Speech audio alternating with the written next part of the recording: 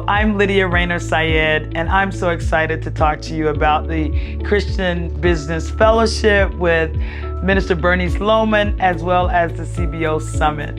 I'm the pastor here at Grace and Deliverance Kingdom Church of Christ Holiness Unto the Lord in Savannah, Georgia. And I'm also a financial services agent with New York Life Insurance.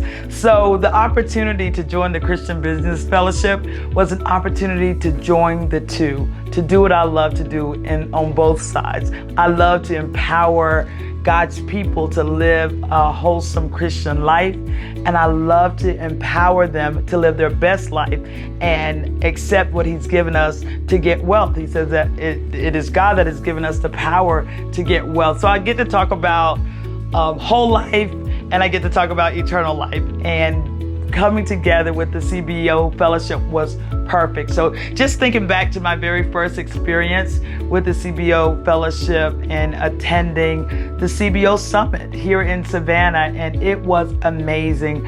I was so empowered. I remember doing my very first live on Facebook from the CBO Summit with people from North Carolina and different other places throughout the country just to talk about empowerment. And when Bernice pulls people together, it is with purpose. She does it in a way to make sure that we receive what we need to be successful in ministry as well as business owners. A lot of times as business owners, we're so focused on our business that we don't think about where areas that we need to grow and to support. And that's what the CBO Summit does. And doing it here, I actually hosted, and again, both worlds come together. I was a host of a CBO Summit meet and greet at our church, and it was a wonderful time of just fellowship and getting ready for the summit. So I love the fact that she doesn't just do it, whether it's here in the United States or in Kenya. So I had the opportunity to go to Kenya to be a part and to be a speaker at the CBO Kenya. And again, it's a season of preparation. So we don't just show up, or she doesn't just put on the event, but she educates the community, the area, really the world, because she reaches everywhere now. So she educates what the purpose is. And the purpose of the Christian Business Summit is to pray, to teach, to encourage, to educate. And so the fellowship definitely does that, bringing businesses together. But then can you imagine taking that concept, and Bernice does it with so much grace, because I think about COVID. When COVID-19 happened, she decided to do it virtually, and I had the opportunity to share financial strategies in the virtual space. And again, so she's always keeping us up on technology. So this is just something you want to be a part of. I've heard someone say it's a movement, it's a fellowship, it's all of these things combined, but it's something you want to be a part of, particularly as Christians. And whether you're a business owner or not, I think we all have to have a business mindset. So this is a great place to be. So now let's roll a few years ahead. I had no idea that I would be traveling to Africa.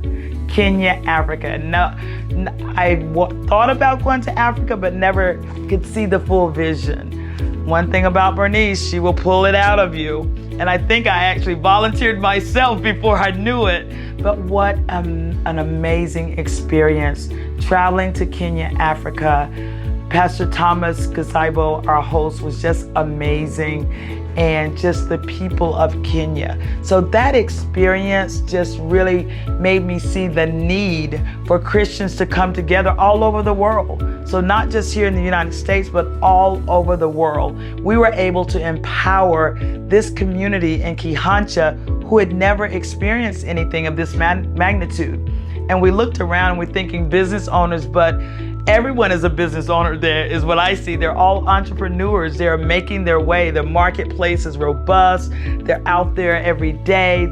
Some of the women talked about being planters and farmers. So they've got to survive. So they're all business owners. Well, they had the opportunity to come together and be empowered. So they were taught about how to publish a book. They were taught about dealing with the grief and the issues that they have and the Unstoppable Faith movement part. And of course, we talked about financial strategies and uplifting them, that even in their community, there's still resources that they can have. And that's what the summit is all about. It is really about empowerment. And if you could say the energy level in that place, just like their churches, it was that same level of energy in the CBO Summit.